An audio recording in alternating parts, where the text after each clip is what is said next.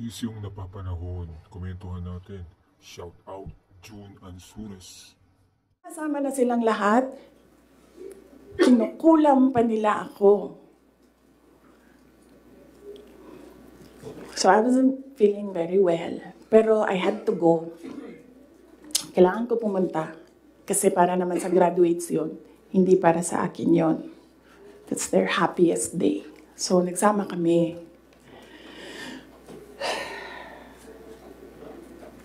Nagsama kami. Nakatayo kami doon. And merong isang graduate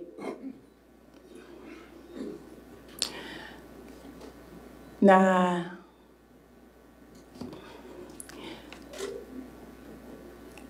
alam nyo, para sa akin, there was some sort of inappropriateness sa ginawa ng bata. Pero bata ito eh. So ikaw din, meron ka din dapat sana sigurong pag-intindi kung saan nanggagaling yung bata. And ang reaction mo, ang response mo, should be so that the child will learn a lesson. So meron isang graduate. Sabi nung graduate, Mr. President, can I have your watch as a graduation gift?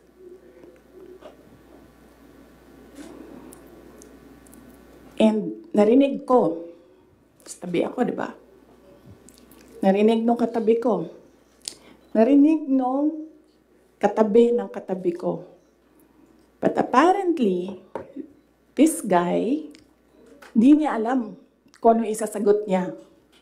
So ang ginawa niya, pinaulit niya sa bata. What did you say? So this time, syempre bata, hindi niya alam ba saan yung inulit ng bata, louder this time. Mr. President, can I have your watch as a graduation gift? Nasagot niya. Why? Why will I give you my watch? At that point, may sakit na ako. I wasn't feeling very well. Nandun lang ako, nakakatayo ako doon kasi may gamot ako. Gusto ko tanggalin yung ulo niya ba?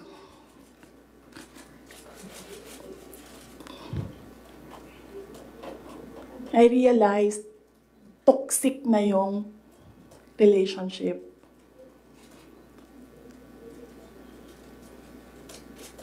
And it did not help na itong dalawang katabi ko, tumawa pa. Pinagtawanan pa nila yung bata. And I saw the humiliation sa face ng bata. I wanted to help him. Gusto ko sabihin sa kanya, itong relo ko na lang, relo ito ng Vice President, ito relo ng Presidente, pero I hope this will do. And then I realized na baka mas lalong mapahiya yung bata if I do that. So I just imagined myself cutting his head. Gusto ko, ganun din ang gusto ko gawin doon sa mga katabi ko. So na-realize ko, toxic na ito.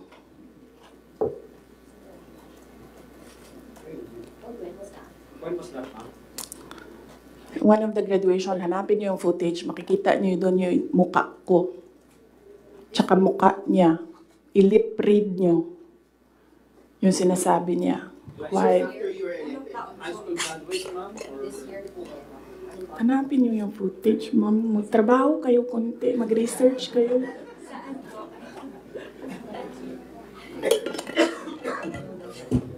So, gusto ko sabihin sa kanya, bago ko tanggalin ang ulo mo, yang batang yan yung magpapakamatay para sa bayan natin. Nag-aral yan ng 4 na taon, naghirap yan ng 4 na taon, walang tulog araw-araw para mag-training kasi mamamatay yan para sa bayan natin. Yan yung batang yan, ang mapuputulan ng daliri diyan sa fiasco ninyo sa West Philippine Sea.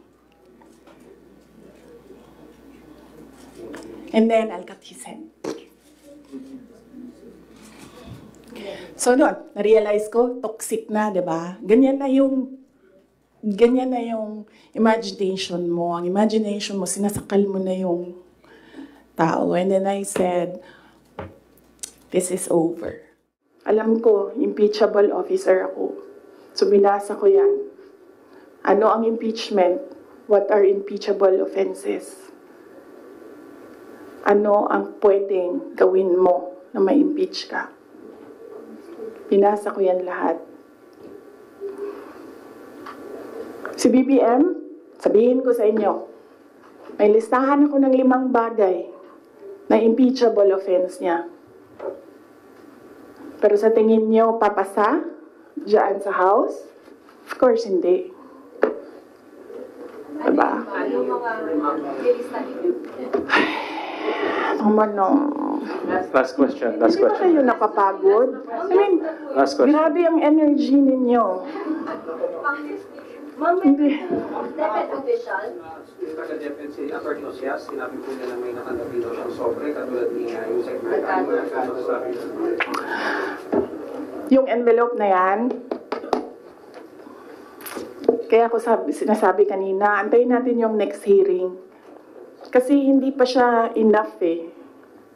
Ang gusto nila kasing palabasin sa mga tao, yung envelope na yan, yung pera na yan, galing sa confidential funds. Yun yung gusto nilang i-portray sa public. Para yung perception ng tao, hindi talaga ginamit para sa